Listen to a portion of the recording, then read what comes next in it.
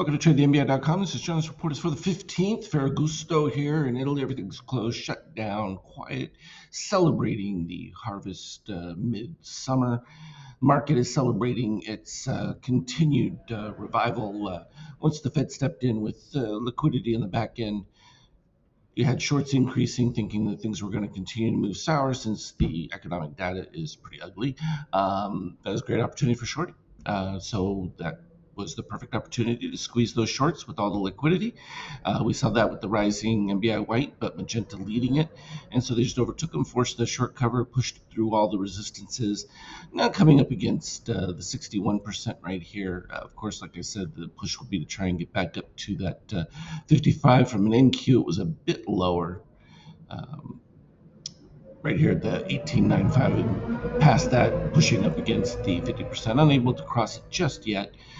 Interestingly enough, if we look at the DOC, you can see the rejection potential of cyan to green. That would be a negative, but if we go back and look at the S&P, you have the crossover already taking place. Now, could spider, meaning coming back down with the green below the cyan and popping up, but you have all the makings of what typically is the buy configuration where we had the orange dipping below both red and green at the crossover point.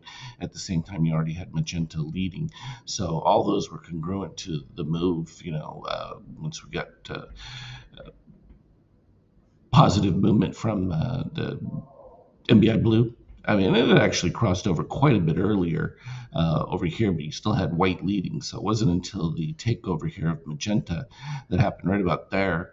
And then it kind of just solidified and then really took off on that move here where you had the green crossing.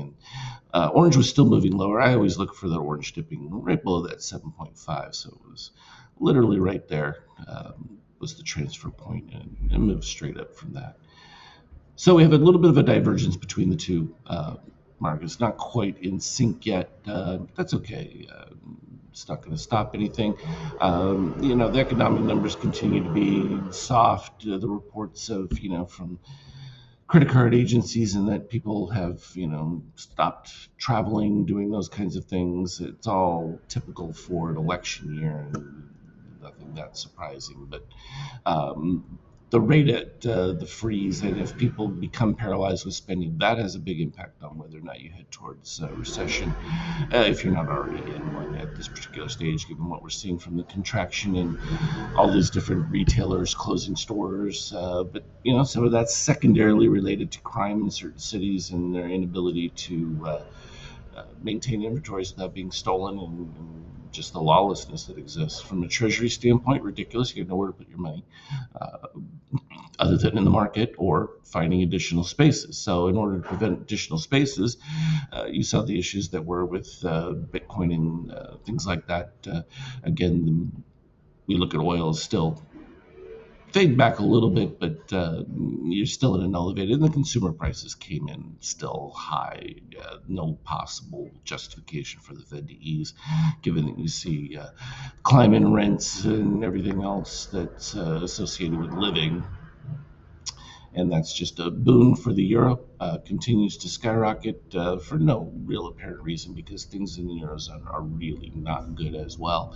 But relative to what they see from the U.S. standpoint, they believe the U.S. is going to ease because the Fed has said they're going to.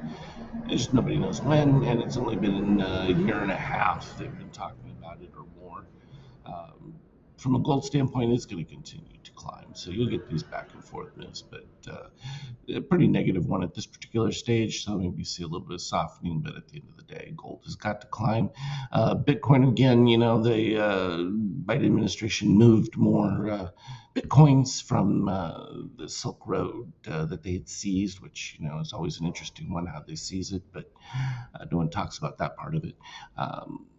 And so that scared a lot of people because it was quite a few coins they moved, and whether that liquidity. What we haven't seen is a lot of selling from the Mt. Gox people that have been getting their settlements, which I think has thrown a lot of people off, and that could be a significant support move for Bitcoin in that later on. And definitely all these cryptos are going to do well as things become more challenging from an economic standpoint. And again, everyone's going to be eyeing, the clarity. And who knows where things will go when they put Trump in jail in September. So that's a whole different dynamic that hasn't even been factored in yet. But as that gets closer, I'm sure that'll be weighed in because the judge is going to definitely put him behind bars to stop him from moving forward in the election. That's just a guess, but it seems like a high probability. Um, or even a house arrest concept, same concept that just prevents it from campaigning again. It's a whole different topic. But again, would have huge implications from a market standpoint. So that's why we have to pay attention to those kinds of things. And whether they're rumor or not, doesn't matter. The market buys rumors and then sells news.